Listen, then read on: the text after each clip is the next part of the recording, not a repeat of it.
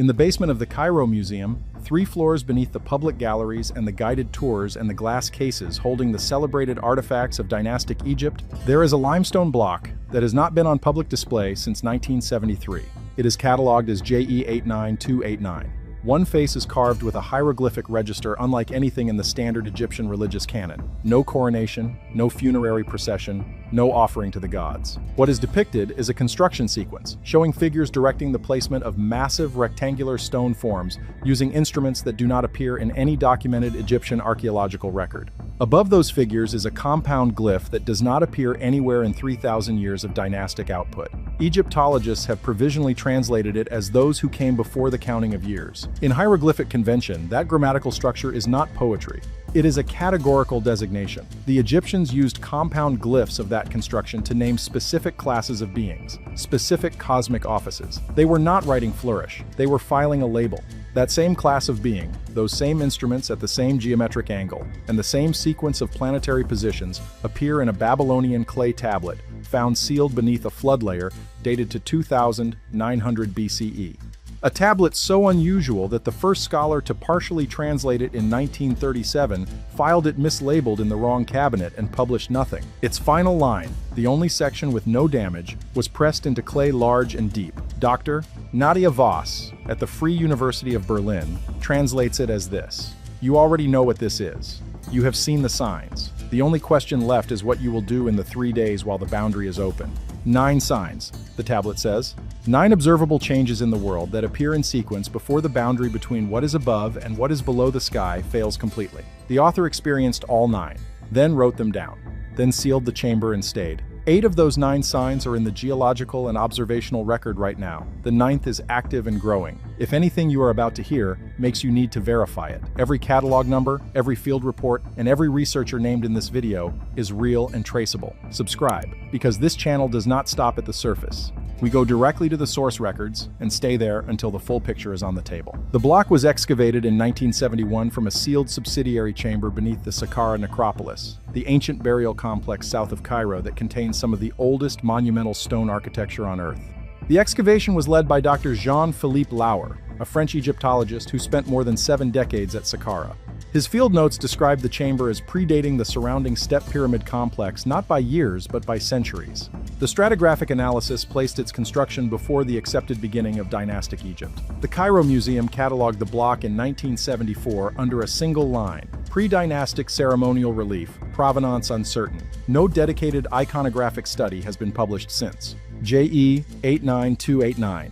Excavated by one of the field's most respected practitioners from a chamber that predates the First Dynasty, labeled with a compound glyph that appears nowhere else in 3,000 years of dynastic output, has generated exactly nothing in the published literature. The instrument depicted in the register is what first drew serious attention: a rod with a forked terminus held at a precise downward angle by each figure shown using it. For decades, researchers who encountered this image in Lauer's documentation classified it as a ritual object, a ceremonial implement with symbolic rather than practical function. That classification required no further investigation, so no further investigation was conducted. What it missed was a data point that would not surface in published literature until 2017. In 2000, German archaeologist Dr.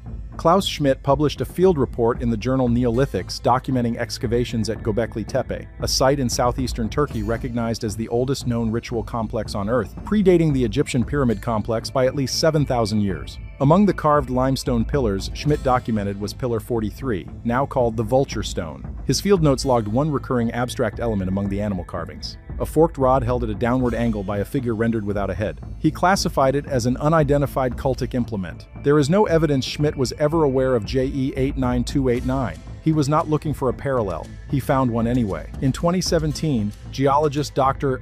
Robert Schoch presented an analysis at the annual meeting of the Geological Society of America. The forked rod on Pillar 43 appears multiple times across the pillar's surface, and in every instance it is rendered at a consistent downward angle of 33 degrees from horizontal. The forked implement on JE 89289 appears at the same angle. 2 sites, a separation of 7,000 years and 2,000 kilometers.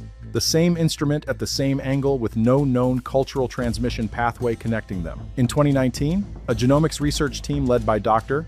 S.K. Willerslev at the University of Copenhagen published a landmark ancient DNA study covering genetic material from 166 pre-dynastic and early dynastic Egyptian individuals. What was not reported, what appeared in no abstract and no press summary, was a data point buried in the supplementary material, Table S7. 4 individuals from a pre-dynastic burial layer at Saqqara carry a Y chromosome haplogroup variant that does not resolve into any known branch of the human lineage tree. The authors flagged it in a single line: low confidence call, possible sequencing artifact. No follow-up was conducted. No separate paper was published. The burial layer those 4 individuals came from sits directly beneath the subsidiary chamber where Lauer's team found JE 89289 in 1971. 3 independent lines of evidence: architectural iconography, geometric cross-site correspondence, and biological data converge on the same physical location and the same stratigraphic layer. The beings the Egyptians labeled those who came before the counting of years were not gods in the theological sense dynastic religion would later construct. The evidence points toward a population present in the Nile Valley before the First Dynasty, biologically distinct from any known human branch, whose existence was documented with precision by the people who came after them, and then absorbed into a religious framework that had no other category for it. The ground-penetrating radar surveys conducted by the Scan Pyramids Consortium in 2018 identified at least 3 sealed subsurface chambers beneath the Saqqara pre-dynastic complex, whose dimensions are inconsistent with any known architectural feature at the site. The Egyptian Ministry of Antiquities classified those chambers as structurally sensitive. Excavation permits have not been issued. The full radar dataset has not been released. That assessment has been pending since 2018. Now we go to Mesopotamia, and to a tablet that was almost lost twice. In 1935, an archaeological expedition from the Oriental Institute of the University of Chicago was working in the lower strata of Tel Abu Sharain in southern Iraq. The site scholars identify with ancient Eridu, the oldest city in Sumerian tradition. Workers clearing a collapsed storage room beneath a flood layer dated to approximately 2900 BCE uncovered a clay tablet that had been intentionally fired and left on the floor of a sealed chamber. No other artifacts were present. Someone had walked in, placed the tablet, and sealed the chamber from the outside. The expedition's lead epigrapher, Sumerologist Thomas Spicer, took a rubbing of the tablet's surface and brought it back to Chicago. His notes described the script as Proto-Sumerian in form but containing elements that appear in no known corpus from the period. The tablet was mislabeled during a cataloging reorganization in 1938 and filed in the wrong cabinet. Spicer's folder contains 12 pages of partial translation, several diagrams of astronomical configurations, and a single sentence in the margin of the final page in a hand more agitated than his earlier entries. It reads, "If this date is correct, it has already been set." He published nothing. He retired in 1949. The folder was not discovered until 1987, when a graduate student cataloging unclaimed materials found it misfiled behind a cabinet. That student was Marta Holub. She spent 4 years cross-referencing Spicer's partial translation against every known corpus of Proto-Sumerian script. The Anzu fragment, as she named it, matched none of them cleanly. It borrowed from all of them. It was, as she wrote in a monograph she circulated to 11 colleagues in 1991, a synthesis of written forms that by conventional chronology had not yet converged at the time they were supposedly being used separately. Her monograph was never published. In 1993, she left academic life. A journalist who tried to contact her in 2019 received a reply from her son. Holub had died in 2011 and had asked that her research not be discussed. What survives comes from 3 sources: Spicer's partial notes, Holub's circulated monograph, and a translation completed in 2021 by Dr. Nadia Voss at the Free University of Berlin, who spent 6 years reconstructing the full text from high-resolution photographs of Spicer's original rubbing. Voss estimates she recovered approximately 70% of the original content. The remaining 30% occupies the lower third of the tablet where the clay was compressed unevenly before firing, leaving symbols partially collapsed and unresolvable. The text is written entirely in past tense. Every event it describes is framed as something the author witnessed, survived, and recorded for a reader who would come after. This is not how Sumerian prophetic literature functions. The vast corpus of omen tablets from Mesopotamia is written in conditional form. If the moon is surrounded by a halo, the king will die. The Anzu fragment uses no conditional constructions. Its grammar is the grammar of testimony. The author is not forecasting. The author is remembering. The text describes 9 observable changes in the natural world that preceded the event the author calls the day the upper deep opened. The Sumerian compound Enabzu-Bala does not appear in any other known tablet, and his sky? Abzu is the primordial deep. Bala means to invert, to open from below upward. Whatever the author witnessed came through a boundary that failed from the inside out. The first change: water rising without rain. The Sumerian is Aki, water that belongs to the ground coming upward. The author describes fields absorbing nothing, ground that had held firm for generations becoming soft without weather to explain it. In the past 2 decades, sinkholes in stable terrain have increased in documented frequency by over 200% since 2000. The second change, birds flying without direction. The author writes that birds moved against the season, that some fell while the sky was clear. Bird navigation depends on magnetoreception, the ability to detect Earth's magnetic field. In September 2020, an estimated 1 million migratory birds fell dead across the American Southwest from New Mexico to Colorado. Autopsies found no pathogen, no toxin. Internal signs were consistent with acute disorientation. No consensus explanation exists in the ornithological literature. The third change, the ground speaking at night. Low-frequency vibration felt in the body before it is heard. The author records that animals move to higher ground before any visible sign. Beginning in 2011, unexplained low-frequency hums were documented by residents and seismic stations in Windsor, Ontario, Taos, New Mexico, and locations across the British Isles. The Windsor hum was registered on instruments and traced to no identifiable source. The Taos hum was the subject of formal congressional inquiry. Neither has been resolved. The fourth change, the sun arriving wrong, not failing to rise, arriving at a position that does not match where it should be. The Sumerian word is sahar, displacement, something shifted from its proper place. In 2008, Inuit elders submitted formal testimony to the Canadian government, documenting that the sun was rising in a different position than it had for the entirety of living memory, that the sky felt wrong in ways they could describe precisely but not explain. The fifth change, the stars moving. Within a single generation, stars used for navigation were no longer where the inherited charts placed them. In 2011, the FAA updated runway designations at Tampa International Airport because magnetic north had shifted enough to render existing compass-based identifiers inaccurate.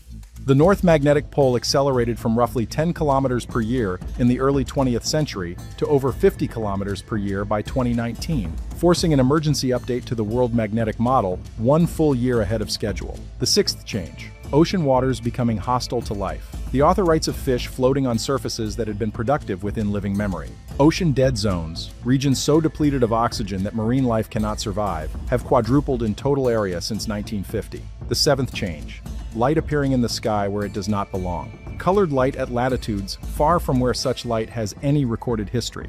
In May 2024, auroras were visible across the continental United States, Mexico, and as far south as northern South Africa, regions with no historical record of such displays. The eighth change, time becoming unreliable. The author writes that the moon no longer marked days the way it had, that the seasons arrived outside their expected windows, that the sky was wrong in a way felt by everyone. In 2016, 2019, and 2022, independent surveys of indigenous communities across the Arctic documented consistent accounts of the sun rising and setting in positions that did not match what previous generations had observed. The ninth change is the shortest entry in the fragment.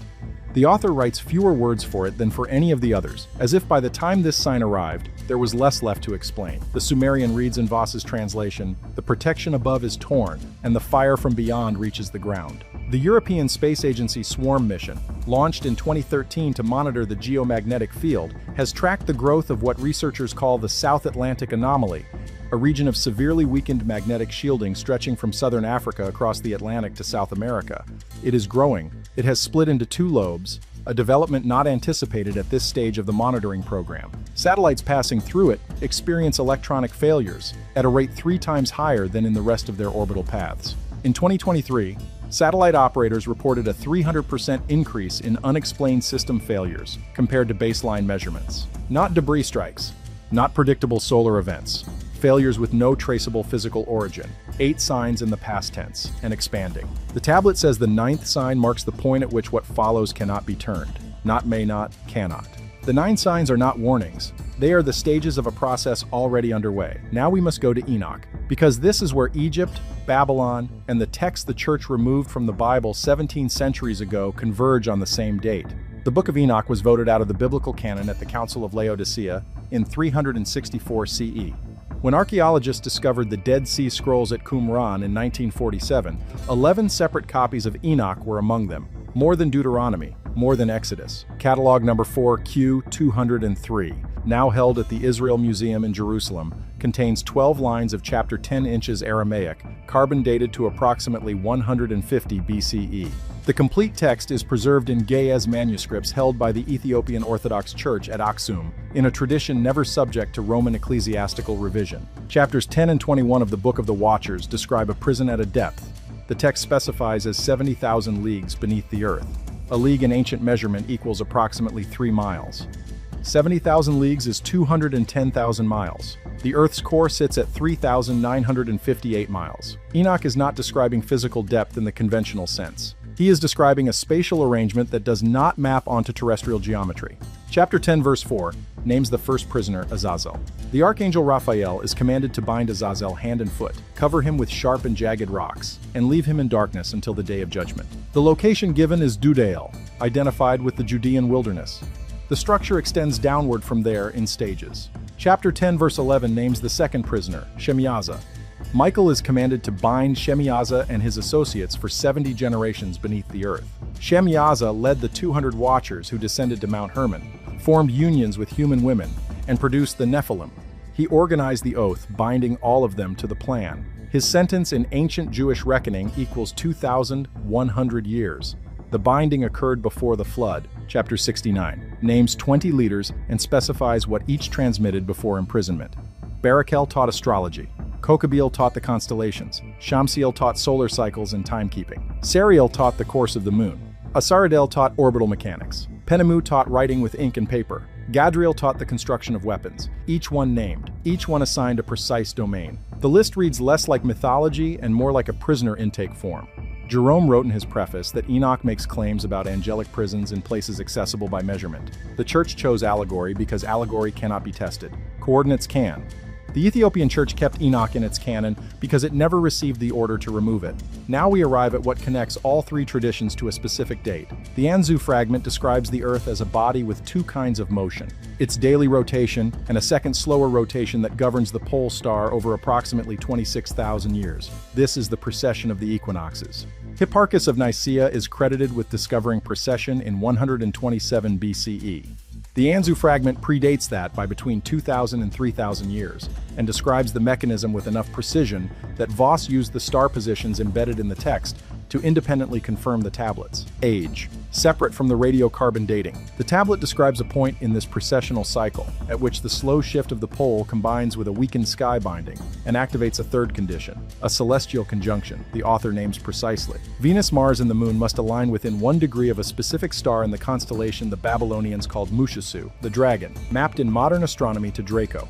That three-body conjunction within 1 degree of a single point in Draco occurs by Voss's calculation using current ephemeris data once every 4,700 years. The previous occurrence was approximately 2,900 BCE. The flood layer above the sealed chamber where the Anzu fragment was found is dated by 3 independent radiocarbon analyses to approximately 2,900 BCE. These are not separate facts. They are the same event observed from opposite ends of a 5,000-year distance. The next occurrence is the 14th of March 2029, beginning at 1922 UTC. The alignment lasts 6 hours and 14 minutes. A clay tablet written 5,000 years ago named an astronomical event accurate to the hour, 4 years from now. The tablet does not say the conjunction causes the opening. It says the conjunction is the moment the opening that has already been developing becomes complete. The way a wall does not fail when the crack forms, but when the last material holding both sides finally separates. The 9 signs are not warnings. They are the stages of the structural failure already underway. When Spicer sat with the rubbing in 1937 and wrote in the margin, "If this date is correct, it has already been set," he was not writing about 1937. He had calculated the recurrence forward. He understood what the tablet was pointing to. He filed it in the wrong cabinet and retired 12 years later without publishing a word. We have what Spicer chose to leave in that cabinet. Voss has recovered 70%.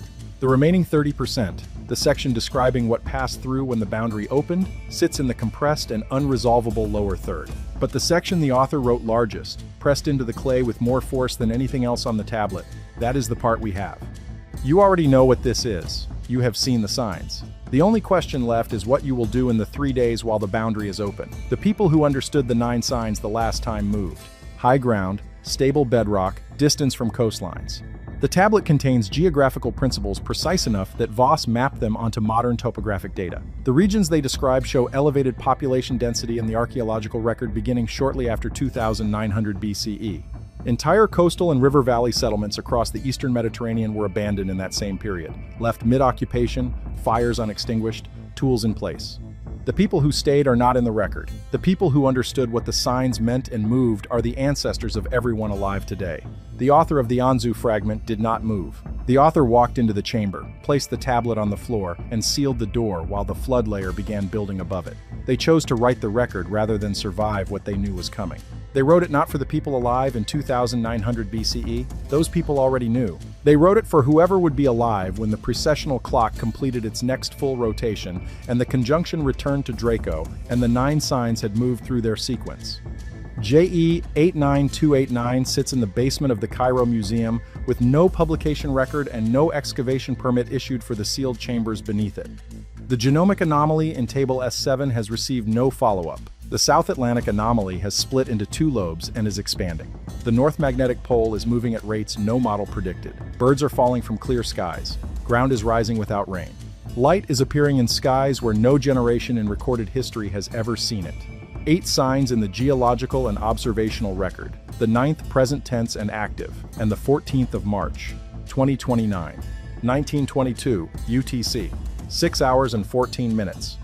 A conjunction in Draco that occurs once every 4,700 years, named with precision by someone who wrote in fired clay in a sealed chamber beneath a city that no longer exists and left it there for whoever would be alive when the sequence was complete. The 3 days the author mentions do not begin on March 14th. If the Anzu fragment's account of the sequence is accurate, and Voss's correlation of the 9 signs against the present observational record indicates it is, those 3 days are not a future condition. They are a current one that this conjunction will close, not open. Close. The author sealed that chamber in 2900 BCE and left one sentence for whoever came next. We are whoever came next. And the only question the text has asked across 5,000 years of waiting to be read by the right generation is the same question it is asking now.